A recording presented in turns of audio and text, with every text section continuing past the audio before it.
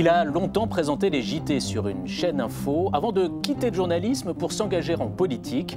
Mon invité siège aujourd'hui à l'Assemblée sous les couleurs du Rassemblement national.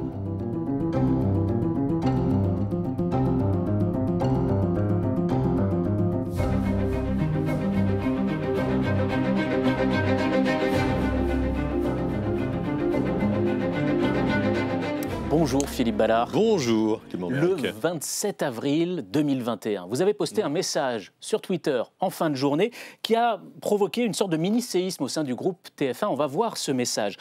C'est avec un immense honneur que je serai tête de liste du Rassemblement national à Paris pour les régionales. Aucun de vos collègues à LCI, la chaîne info de TF1, ne se doutait de cela. Ça ressemble presque à un coming out. Ça veut dire que je faisais bien mon travail, puisque personne n'avait décelé quoi que ce soit quand je faisais ce que vous faites actuellement, c'est-à-dire je posais des questions. Qu'un journaliste n'a pas affiché ses opinions. Voilà, et qu'un journaliste, normalement, n'a pas affiché ses opinions quand il est à l'antenne ou quand... alors il écrit, là, on rentre dans un autre débat, il y a la presse d'opinion, c'est tout à fait autre chose. Voilà, et j'ai décidé, alors ça s'est pas fait en un jour, mais c'est une réflexion qui a mûri pendant des années. Je me suis dit un jour, si je peux apporter ma petite pierre à l'édifice pour le combat des patriotes, des souverainistes et des nationaux, eh bien je vais le faire. Voilà. Mais pour revenir quand même sur cette découverte pour vos collègues qui l'ont dit après dans la presse, qu'ils ne savaient pas du tout que vous étiez RN. Quand on est journaliste télé, voter RN, c'est plus difficile à assumer que si on vote à gauche ou que si on vote LR, les Républicains. Je pense, mais c'est pas lié forcément à la rédaction à laquelle j'appartenais à cette époque-là. C'est globalement, si on dit je vote RN à chaque élection et qu'on est journaliste dans le service public, dans une chaîne privée, que ce soit radio, télé, je pense que oui, ça passe plutôt mal et je pense qu'on a une chance de se faire mettre un petit peu de côté gentiment, mais fermement. J'aimerais qu'on s'arrête sur la réaction qu'a eu Jordan Bardella quand vous avez fait cette annonce, parce que ça montre à mes yeux que votre candidature avait une valeur symbolique forte pour le Rassemblement national. Il a eu ces mots: la sphère médiatique était l'une des dernières digues d'où on n'attendait pas notre mouvement, preuve que là aussi l'image que nous avons est en train d'évoluer de manière significative. Ça donne un peu l'impression que vous avez été considéré comme une prise de guerre par le Rassemblement national. Non, prise de guerre, je ne pense pas que ce soit le terme exact. C'est vrai que j'ai souvent entendu. Non, mais c'est vrai que dans le milieu du cinéma, dans le milieu du show business, dans le milieu télé, le Rassemblement national, c'est pas là où on trouve nos plus fervents supporters. Donc, avoir quelqu'un qui, d'un seul coup, venait de ce monde-là, ça signifiait quelque chose. Voilà, on rentrait.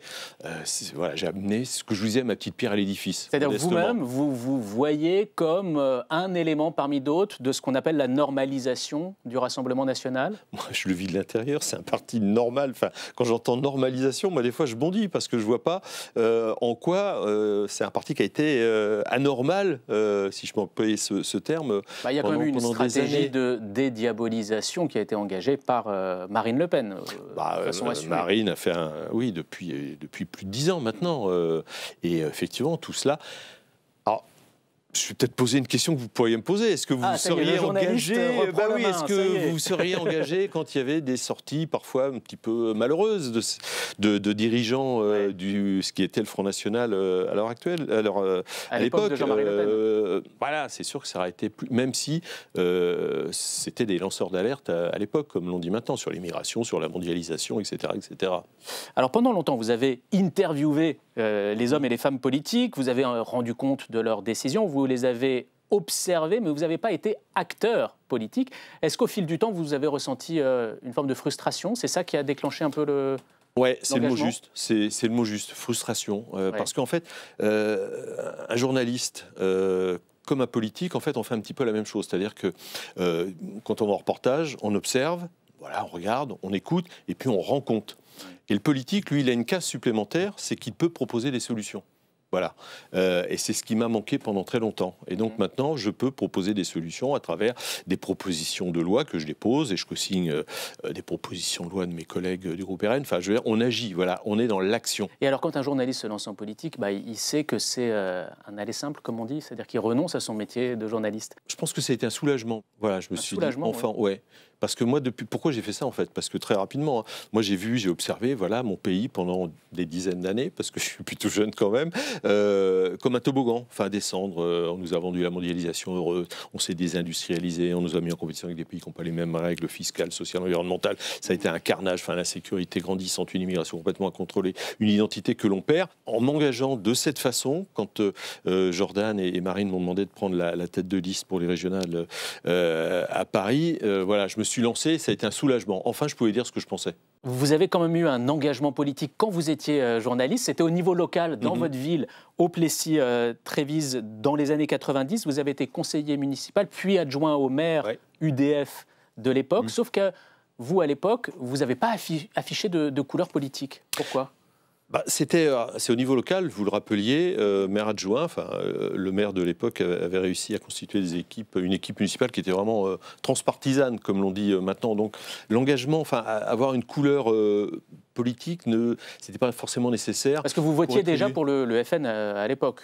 Oui, mais j'avoue que j'ai été tenté aussi à une époque par le combat que menait Philippe Seguin, Pasqua, De Villiers, il y a eu une européenne, je crois que c'était dans les années 99. Je me suis toujours situé dans cette zone-là, voilà.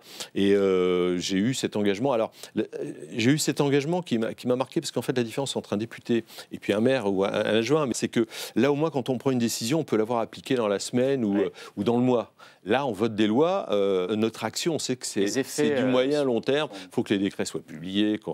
Voilà, j'en passe, c'est des meilleurs. Vous avez aussi été délégué syndical au sein du groupe TF1 pour la CFTC pendant très longtemps, notamment au moment où LCI a été menacée de disparition, quand elle n'a pas obtenu son canal de diffusion sur la TNT. Ça veut dire que vous avez été élu local, vous avez été délégué syndical, ça fait beaucoup d'engagement. Vous allez me dire que vous avez aussi été délégué de classe au collège et scout. Ah oui, scout non, mais c'est vrai que j'ai été délégué de classe. Oui, c'est vrai, vous me rappelez, oui, c'est vrai. Vous avez ça en vous, quoi. J'aime bien m'engager dans la vie de la cité, comme l'on dit, et puis pour les autres, voilà. À quel moment est-ce que vous avez commencé à vous rapprocher des responsables du Rassemblement national ? Comment les choses se sont faites ? En fait, assez naturellement, parce que voilà, j'en recevais moi aussi des politique. Et puis, après, il y a le off, comme on dit, après l'émission. Donc, voilà, moi, je parlais avec Louis Alliot, avec Sébastien Chenu, avec Jordan Bardella. Moi, que j'avais la première émission, je ne le connaissais pas. En juin 2017, après les législatives, il y avait un plateau, il y avait quatre politiques, voilà, 3 députés plus lui, qui était évidemment encore plus jeune qu'il ne l'est à l'heure actuelle. Et je me rappelle pendant l'émission, mais il les a explosés, comme l'on dit. Et je me suis dit pendant l'émission, ouais, mais quel talent! Et après, on a parlé pendant une vingtaine de minutes après l'émission, et je me suis dit, donc c'est vers 2017 que vous avez commencé à vous rapprocher? Non, 2014, 2013, 2014, oui, dans cette zone-là, où en recevant des politiques, on a sympathisé, voilà, puis tous ceux nombre de députés que je recevais, qui siègent avec moi, Laurent Jacobelli, Odoul, etc. Du jour au lendemain, vous êtes passé d'intervieweur à interviewé. Comment s'est passée la bascule pour vous? Est-ce que ça a été facile? Parce que moi, j'ai revu les images de votre première télé après, c'était chez Pascal Praud sur CNews. Vous étiez encore journaliste, en fait. Oui, je posais des questions. Vous posez des questions aux autres invités. Oui, il y avait Philippe de Villiers de mémoire qui avait dîné avec Emmanuel Macron. Et voilà, et je trouvais que Pascal, qui a un immense talent, il manquait une ou deux questions, donc je me suis permis de les poser. Vous n'aviez pas encore fait la bascule dans votre tête, psychologiquement? C'était le lendemain, donc voilà, il faut toujours un petit temps d'adaptation. Mais je crois que quand on a été journaliste un jour... Vous le restez. On le reste toujours. Écoutez, vous m'offrez une transition parce que, on va voir que le RN s'est appuyé sur vos compétences de journaliste, de communicant, quelque part. Pendant la campagne, vous avez été nommé directeur de la communication de Marine Le Pen pendant la présidentielle et vous vous êtes prêté à un petit exercice sur les réseaux, un rendez-vous régulier intitulé « La Minute Ballard ». Si l'on en croit les résultats du baromètre fiducial Odoxa que j'ai sous les yeux, pour 82% des Français, le thème de la sécurité sera un des thèmes majeurs. Ce qu'il y a d'intéressant dans cette étude, bien vous le voyez, c'est la place de Marine Le Pen. Pour 43% des Français, c'est elle qui est la mieux à même de lutter contre l'insécurité. Elle arrive tout simplement première, largement devant Emmanuel Macron. Seule Marine Le Pen a la volonté de rétablir l'ordre en France. Et ça, quand on regarde les résultats du sondage, les Français l'ont bien compris. Est-ce qu'il n'y a pas un léger mélange des genres dans ce petit exercice? Est-ce que ce n'est pas l'homme politique qui utilise l'image de l'ancien journaliste pour faire passer son message politique? Oui, mais enfin là, c'était clairement identifié, hein, je ne me cachais pas. C'était pas Philippe Ballard anonymement. Non, c'était sur la voilà, chaîne, j'ai eu la chance de faire, YouTube de Marine Le Pen. De faire partie de l'équipe de campagne de Marine Le Pen. Donc voilà, je m'affichais clairement. Puis j'essayais d'aller repérer. Mais vous ne jouez pas sur un double registre quand vous faites ça? Je ne pense pas, non. Non. Non, je pense pas. Non, puis je continue à le faire. Voilà. Puis ça me rappelle effectivement mon ancien métier. Si on peut faire passer des idées, communiquer de cette façon, autant le faire. En tant que journaliste, vous connaissiez déjà bien l'Assemblée. Est-ce qu'il y a des choses que vous avez découvertes une fois député, auxquelles vous ne vous attendiez pas? Ah oui, deux choses. Déjà, alors ceux qui pratiquent l'antiparlementarisme, on va leur payer un stage, ils vont venir en stage avec nous pendant une semaine. Enfin, on travaille, alors c'est pas qu'on travaille trop, hein, attention, hein, moi j'ai jamais été de ceux qui disaient ça. Alors on travaille pas forcément d'une façon très efficace, c'est-à-dire il y a une grosse dispersion. Je passe sur le 49.3 où on travaille pour rien, mais enfin bon bref, on vit, on mange, on dort à l'Assemblée nationale. Enfin, je veux dire, il faut se rendre compte quand même de ce que c'est pour de nombreux députés. Donc je m'attendais pas trop à ça, et surtout là, il y a une nouvelle configuration. Enfin, il faut être présent dans l'hémicycle. Chaque voix compte. Ouais, voilà. donc il y a une présence. Ça a changé par rapport aux précédentes législatives. On va passer à notre quiz si vous le voulez bien. Je oui. vous explique le principe. Je vais vous proposer un début de phrase et ce sera à vous de la terminer. On commence. Allez, c'est parti. Quand Louis Boyard a refusé de me serrer la main. Ah là, j'ai pensé à Nicolas Sarkozy, la phrase « Casse-toi, pauvre con ».